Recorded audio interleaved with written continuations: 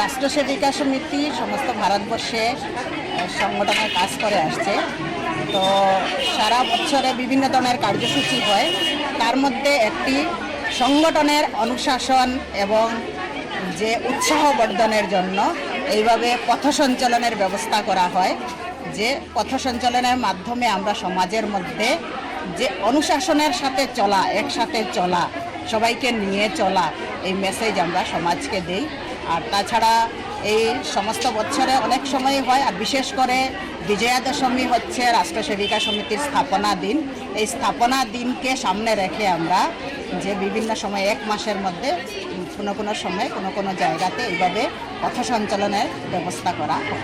সব ত্রিপুরা রাজ্যে 8টা জেলা আছে, 8টা জেলাতেই সমিতির কাজ চলছে। সমিতির কাজ হচ্ছে শাখা মাধ্যমে, তাছাড়া বিভিন্ন ধরনের সংস্কার কেন্দ্র আছে, স্বাবলম্বন কেন্দ্র আছে, বিভিন্ন ধরনের সেবা কাজের মাধ্যমে সংগঠনের কাজ চলছে। আপনার পরিচয়টা? আমার নাম সুপর্ণা দে, আমি রাষ্ট্র সেবিকা সমিতির প্রান্ত প্রচারিকার अखिल भारतीय सह सेवा प्रमुख। ये हर साल हमारा पूरे भारत देश में इसको संचलन बोलते हैं, पथ संचलन बोलते हैं, जो साथ लेके एक साथ चलने की स्थिति होती है।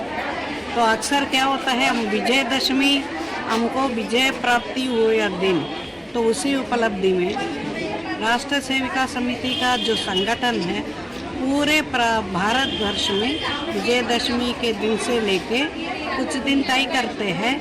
तो बुराई के ऊपर अच्छाई का जीत, उसी की संदेश हम समाज में देना चाहते हैं। बुराई को मार के अच्छाई स्थापित करना है, ये राष्ट्र सेविका समिति का उद्देश्य है।